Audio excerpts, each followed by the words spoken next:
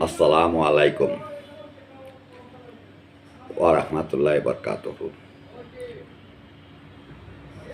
হবিগঞ্জে নিশান এনজিওর মালিক ২,০০০ কোটি টাকা আত্মসাৎ করে পালানোর চেষ্টা।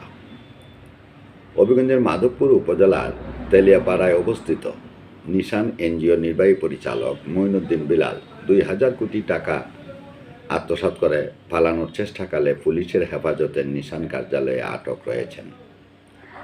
গ্রাহকদের অভিযোগ অনুযায়ী প্রতি মাসে প্রতি লাখ টাকা আমানতের বিপরীতে ২,৫০০ টাকা মুনাফা দেওয়ার প্রতিশ্রুতি দিয়ে প্রতিষ্ঠানটি বিপুল পরিমাণ অর্থ সংগ্রহ করে।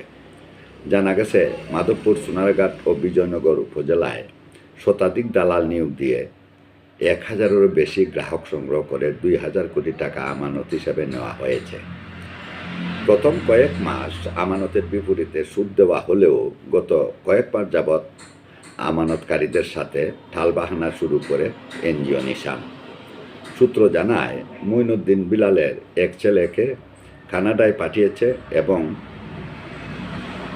বিপুল পরিমাণ টাকা কানাডায় পাঠিয়েছে বলে অনেকেই মন্তব্য করেন।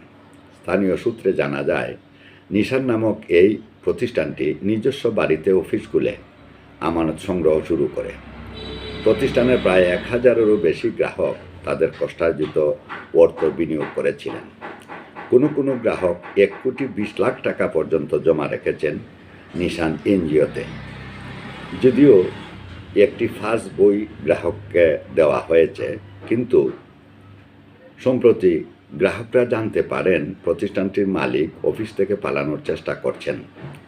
এ ঘটনায় ক্ষুব্ধ হয়ে গত শনিবার ৫ শতাধিক গ্রাহক প্রতিষ্ঠানটি ঘেরাও করেন।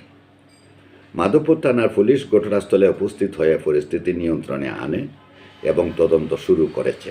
পুলিশ জানায়, ভুক্তভোগী গ্রাহকদের করা সাধারণ ডায়েরি ভিত্তিতে তারা এই মধ্যে প্রয়োজনীয় ব্যবস্থা গ্রহণ করেছেন।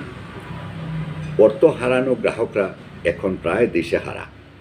কেউ জীবনভর সঞ্চিত অর্থ হারিয়ে পথে বসার উপক্রম হয়েছেন। তাদের দাবি, যত দ্রুত সম্ভব আত্মসাৎকৃত অর্থ উদ্ধার করে ফিরিয়ে দেওয়ার ব্যবস্থা নিতে হবে। পুলিশ জানিয়েছে, আটক মঈনুদ্দিন বেলালের বিরুদ্ধে তদন্ত চলছে এবং প্রাথমিকভাবে তার ব্যাংক অ্যাকাউন্ট ও সম্পত্তি জব্দের উদ্যোগ নেওয়া হচ্ছে। এদিকে ক্ষতিগ্রস্ত গ্রাহকরা অর্থ ফেরতের দাবিতে আন্দোলন চালিয়ে যাচ্ছেন। নিশান এনজিওর প্রতারণার শিকার গ্রাহকদের পক্ষে প্রশাসনের হস্তক্ষেপ এবং দোষীদের দৃষ্টান্তমূলক শাস্তির দাবি উঠেছে।